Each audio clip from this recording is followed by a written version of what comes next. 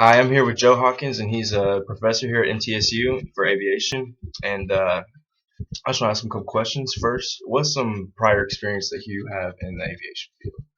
My prior experience came from my grandfather and my dad, who were pilots. They were both military pilots. My grandfather was a Navy pilot, and my father was a Coast Guard helicopter pilot.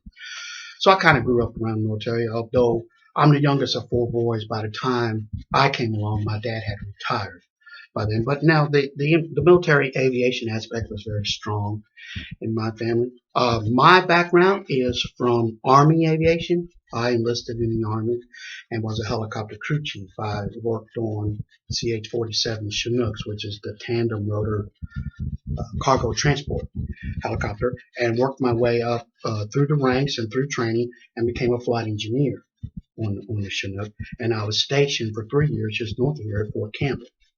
And that's where I got my basic training, and that's where I earned my qualifications to get the airframe and power plant certificate. What was one of your motivations behind switching from being a pilot to going to engineering?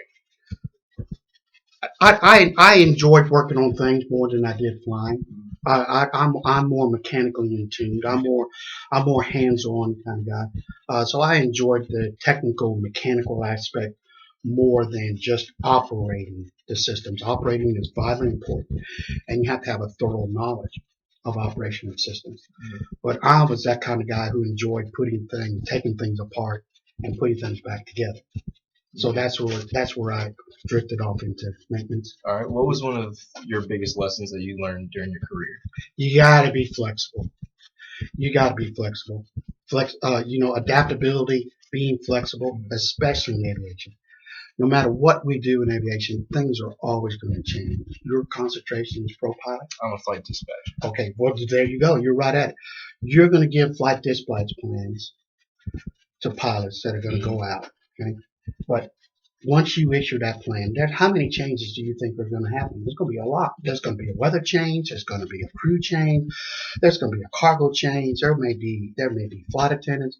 There may be passengers in the back that have issues. So you have to really learn, even though aviation is tightly regulated and we have a high expectation of meeting standards.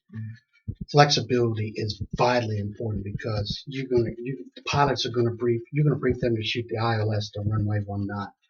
They get to the airport, they're going to have to shoot the opposite end. They spent the last cross-country flight looking up that ILS approach. They get within 25 miles of the airport, they're going to have to change it. So flexibility is probably the biggest one. All right. Well, what was one thing that helped you decide to become a professor? A career change. I was at the point in my career where I had achieved everything that I wanted to do. I had a significant amount of mechanical training. I had worked on a variety of different airplanes. I had achieved significant leadership management positions in my career. And so I was kind of at the pinnacle of my career, kind of looking around for new challenges. And so being able to teach in education was that next logical step, a new challenge and a new opportunity for me. Okay. What courses are you currently teaching? I currently teach primarily in the maintenance course, maintenance curriculum. And in that curriculum, I primarily teach all the turbine engine classes. So turbine systems, turbine troubleshooting, turbine overhaul. On the other curriculums, I also teach the 4310 Aero 4310 Vehicle Systems class, and that's kind of it's not a traditional course we think of the core, but it is a systems that's required by maintenance and mechanics and technology and dispatch. Normally people don't take 4310 is admin people. So on campus, how we refer to campus courses, I teach 4310. I'm the lead instructor for 4310, and I am one of the co-instructors also for flight safety, 3170 flight safety. Okay. Well, my last question is, do you have any good advice for students, any general advice for student employees? Yes. You got time on this video to talk about all my advice? Yeah. We'll just do like a little okay, I'm gonna do brief. All right. Okay, here's brief. First of all, be conscious of social media. Yeah. Be conscious of social media. Don't do anything immature. And if you do things that are immature, and things that you would embarrassed to do or be seen by your parents or your very, very close friends. Don't take pictures. Don't take videos. Don't paste and cut on social media. We have had many students who have had employment difficulties because they post their less than mature moments in college on Facebook. And when you're in that employment interview, it's embarrassing to have to explain to these employers, prospective employers, right, about the shenanigans that you did. And here's the other thing: it's just not you; it's your friends, and it's the friends of your friends. So if you're gonna, by all means, if you're gonna have fun, make sure everybody knows that this is not a public event, and turn the cameras off. Seriously, you don't do that. Yeah. It can affect your scholarship. It can affect your employment. When you sign that employment application, there's this misconception that they have to have your permission to sign to look at your Facebook. No, they don't. That's part of the public regime. They don't need your permission.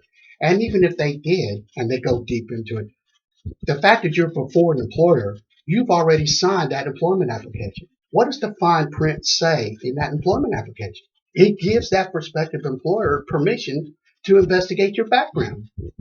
So you've opened yourself up. We lose a lot of things. The other thing is network.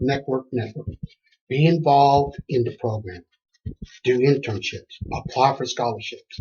Do student groups. Student groups, particularly leadership positions in those student groups, they show that you have that drive to achieve above your peers.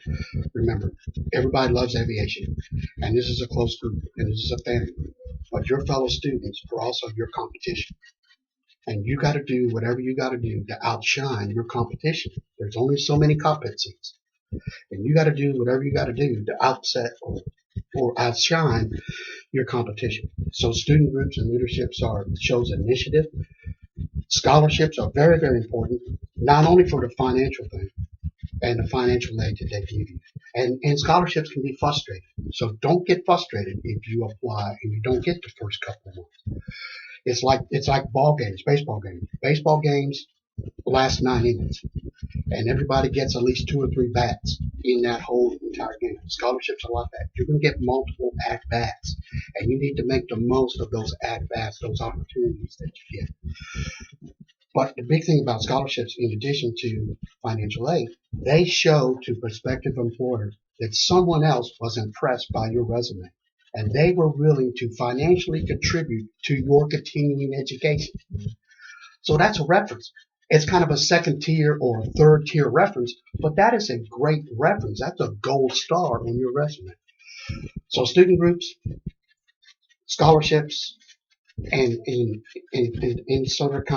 kind of public service internships and like that. We offer several internships here. Avail yourselves to those internship available. They get you into the industry. They get you acclimated. And the great thing about internships is all the ones we have are really, really hands-on. So you're going to be there right there in the op centers. You're going to be doing, and it gives you the opportunity to be a sponge, to soak it up. But it also gives you the opportunity to, you know what? Maybe this is not what I want to do. Maybe I want to go somewhere else. Well, how great is that to do that without an employment commitment, right? But yet you still do your best. You get a great recommendation out of it, right? But it gives you the opportunity to do something else. This is not my cup of tea. I think I'm going to go a little slightly different. And you haven't lost anything. You haven't lost any time. You haven't lost any money. You haven't bought a house. You haven't, those big substantial things that possibly do. If you had taken that job full blown as a new hire employee and you had to make this significant investment into this new company, perhaps you had to move, perhaps you had to buy a house. So internships really open the industry to you and really give you that pressure pot of what the industry is. And sometimes it can be a pressure pot. And that really helps you do. So internships, scholarships, and student groups. Awesome. Well, that's all I got for you. Thank you very much, Joe. You're welcome. Thank you You're so welcome, much. man. You're more than welcome. I hope